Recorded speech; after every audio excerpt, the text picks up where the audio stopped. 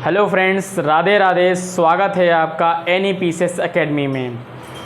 मैं आपको लगभग क्वेश्चन मैंने आपसे बायोलॉजी के मोस्ट इम्पोर्टेंट 1000 कम से कम क्वेश्चन कराने वाला था, लेकिन मैंने बीच में रोक दिया था। मात्र 7 पार्ट हो चुके थे, ये 8वां पार्ट है और आपके लिए एक नई चीज़ लेकर आ रहे हैं। इसके बाद मैं 1000 क्वेश्चन होने के बाद इसके बाद मैं कराने वाला हूँ फिजिक्स के कम से कम 800 से 1000 उसके भी क्वेश्चंस होंगे और कंपटीशन में आने वाले या फिर जो पिछले आ चुके हैं, जो आने वाले हैं, वो कैसे आएंगे, पूरा आपको प्रोसेस बताऊंगा। फिजिक्स के भी क्वेश्चन कम से कम 800 से 1000 आपके होने वाले हैं, ठीक है। और आज यही देखते हैं, ये वाले क्वेश्चन कंप्लीट होने के बाद फिजिक्स चालू करेंगे और उसके बाद कम से कम 15 से 20 दिन बाद आपको हम पढ़ाने वाले हैं ज्योग्राफी के मोस्ट इम्पॉर्टेंट क्वेश्चन लेकर आएंगे। हम खुद तैयार करेंगे उसे, आप लोगों को ऐसे पढ़ाएंगे, आप लोगों को बिल्कुल सरल लगेगा, बहुत सरल लगेगा। आइए आज ये देखते हैं।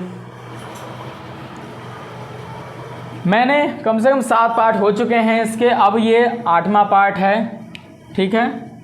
मानव हृदय में कक्ष की संख्या है। मानव हृदय में जो कक्ष की संख्या होती है वो कितनी होती है? 4 होती है, ठीक है, 4 होती है।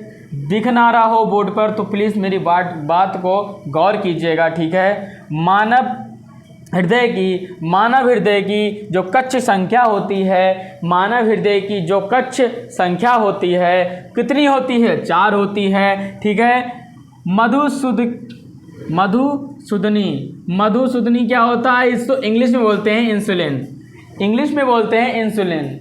इंग्लिश में क्या बोलते हैं? इंसुलिन बोलते हैं। इंग्लिश में इंसुलिन बोलते हैं, ठीक है। और अंतःस्रावी एक क्या है? ग्लाइकोलिपिड है। क्या है? ग्लाइकोलिपिड है, ठीक है। इसको क्या 85 नंबर क्या है इसका? मानव शरीर में पैरों की हड्डियां हैं। मानव शरीर में जो पैरों की हड्डियां होती हैं, मानव शरीर में जो पैरों की हड्डियां होती हैं कितनी होती हैं? ये बताइए, ये कितनी होती हैं? आप ये कमेंट में आंसर जरूर बताइएगा, ठीक है।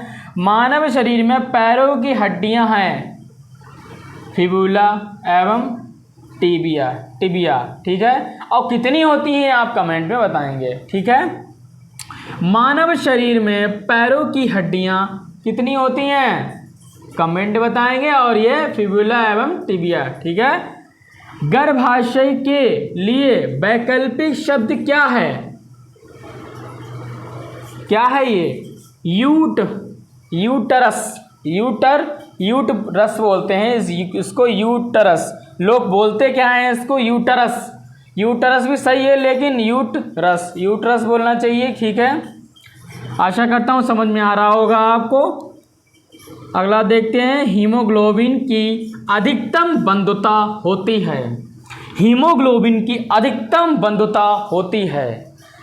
हीमोग्लोबिन की अधिकतम बंधुता होती है कि क्या होती? ऑक्सीजन के लिए होती है, ठीक है। कौन सी ग्रंथि सेक्स हार्मोन का स्राव करती है? कौन सी ग्रंथि सेक्स का हार्मोन्स करती है? एड्रिनल ग्रंथि, ठीक है। मानव शरीर में हार्मोन्स में से कौन सा रक्त कैल्शियम और फास्फेट को विनियमित, ठीक है, विनियमित करता है? क्या करता है? पैराबटू हार्मोन। इसको क्या कहते हैं? पैराबटू हार्मोन, ठीक है। मानव में शरीर के किस भाग में शुक्राणु डिंब को निषेचित करता है? डिंब वाहिनी नली को, ठीक है।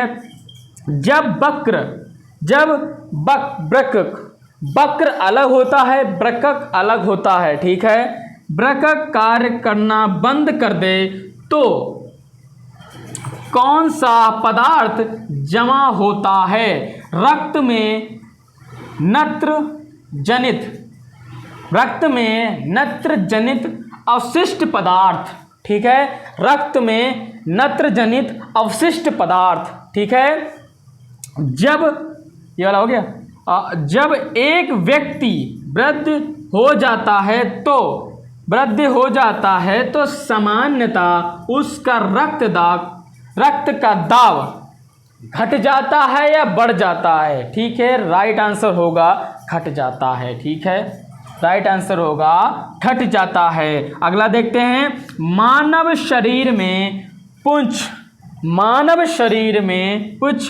कौन सी संरचना में संकलन होता है? कौन सी संरचना ऐसी है जिसमें संकलन होता है? बृहदांत्र, ठीक है, बृहदांत्र होता है, ठीक है। आशा करता हूँ आपको समझ में आ गया होगा। इसके आगे नेक्स्ट में कल लेकर आ रहा हूँ।